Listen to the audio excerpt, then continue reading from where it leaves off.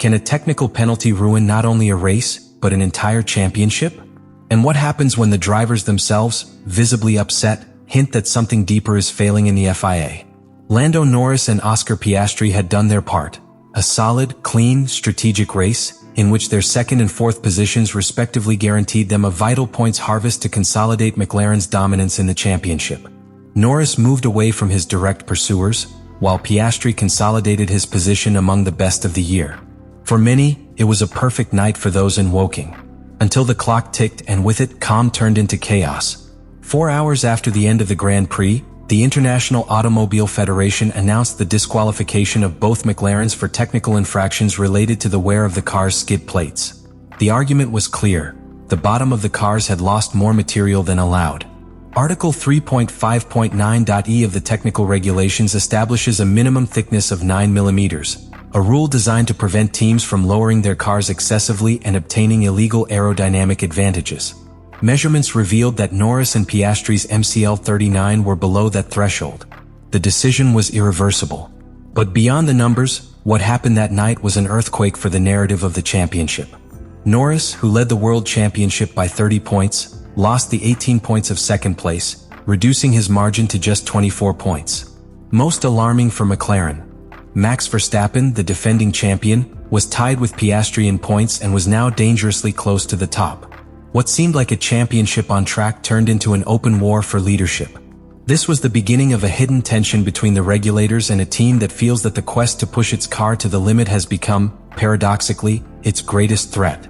What happened in Las Vegas was not just a sanction.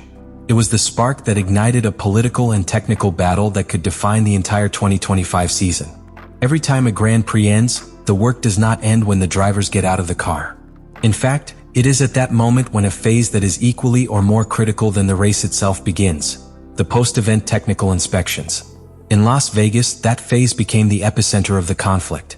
The FIA, as the regulatory body of Formula One, has the authority to carry out random and meticulous checks on the cars that have finished the competition. This time, they chose McLaren, and what they discovered set off alarm bells.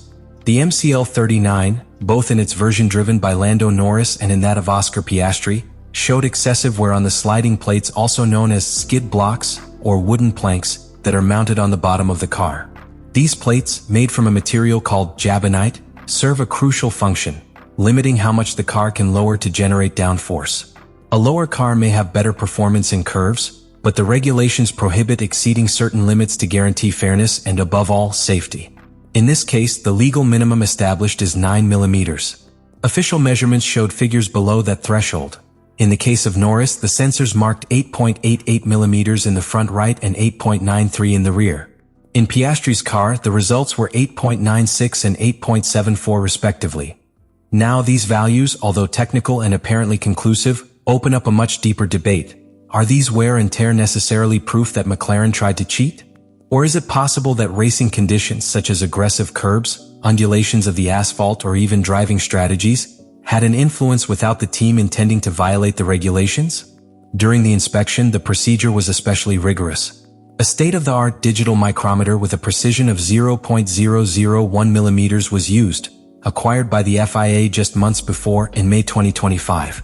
The measurement was repeated in front of the stewards and McLaren representatives, eliminating any margin of technical error. There was no doubt, the cars were outside the norm. However, context is essential. In today's Formula One, where the margins are narrower than ever and teams push the limits of the regulations to their thinnest frontier, a variation of tenths of a millimeter can have catastrophic consequences. McLaren has been one of the most innovative teams in recent years. His design philosophy for the MCL 39, described by his boss Andrea Stella as an aggressive evolution, sought precisely to maximize performance in all aspects of the car.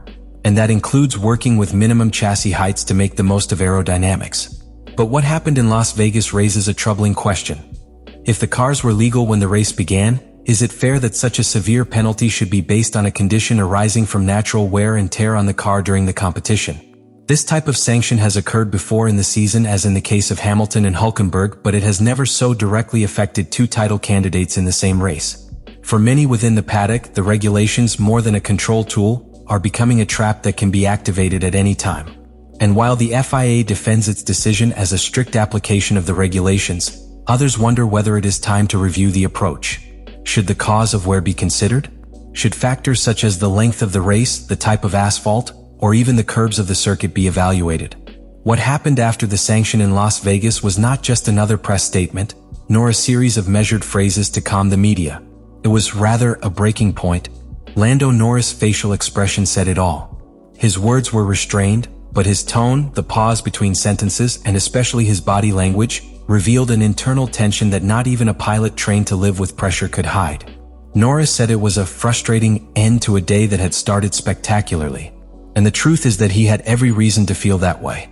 Not only did he lose 18 points that would have further cemented him at the top of the championship, but he also saw his perfect work from pole position in the rain to a flawless tactical race being overturned by a subsequent technical measurement. The helplessness was evident in every word. He said the team had been looking for maximum performance, but didn't find the right balance. And although he ended by saying that he could no longer do anything and that his focus was Qatar, his words carried a clear subtext. The sanction seemed disproportionate to him. Oscar Piastri, for his part, was even more direct. He defined the moment as unfortunate and disappointing, but the most revealing thing was what came next. He talked about the context of the grid, how every tenth of a second is vital in this season, and that losing points for an issue like that could have definitive consequences in the championship. It was an implicit but powerful message. The drivers feel that they are competing in a league where they must not only win on the track, but also overcome a system of technical rules that sometimes seems to penalize the attempt to seek the limits. Sources close to the team revealed that the post-race meeting was especially tense.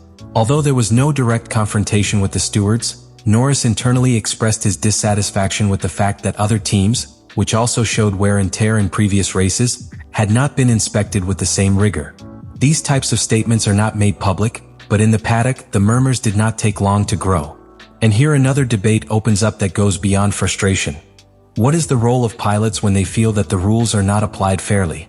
In other motorsport disciplines, drivers have led pressure campaigns to review regulations, create new commissions, or even boycott decisions. In Formula One, due to its political and technical complexity, these types of gestures are rare. But when two figures like Norris and Piastri begin to reveal their discontent, that says more than any official statement. Both drivers have been very careful not to directly attack the FIA. But the fact that his statements had such a different tone than usual, and that they lasted longer than usual in a mixed zone, suggests that something broke that night. It wasn't just one car that crossed the limits of a skid plate. It was also the patience of two pilots who feel that their work, their risk, and their excellence are being dismissed by technicalities that, in another context, might not have been applied with the same severity. This episode reveals an uncomfortable truth about today's Formula One. We are seeing the emergence of a latent tension between the need for regulation and the team's natural quest to go further. And when that tension transforms into public frustration, we are already facing a silent crisis that can have much deeper consequences than it seems. The sanction against McLaren in Las Vegas was not only a moral and technical blow, it was a direct alteration to the heart of the 2025 championship. In a season marked by extreme parity between the top teams McLaren, Red Bull, Mercedes, and Ferrari, every point counts. Every position on the track, every slight aerodynamic advantage, every gram of technical wear and tear is a coin tossed in the air that can change the fate of the world title. And in that context, the punishment of Norris and Piastri completely reconfigured the board. And so we reach the most delicate point. The 2025 championship hangs by a thread. Not for lack of spectacle, nor for lack of talent on the court, but because the rules of the game, today more than ever, are being questioned.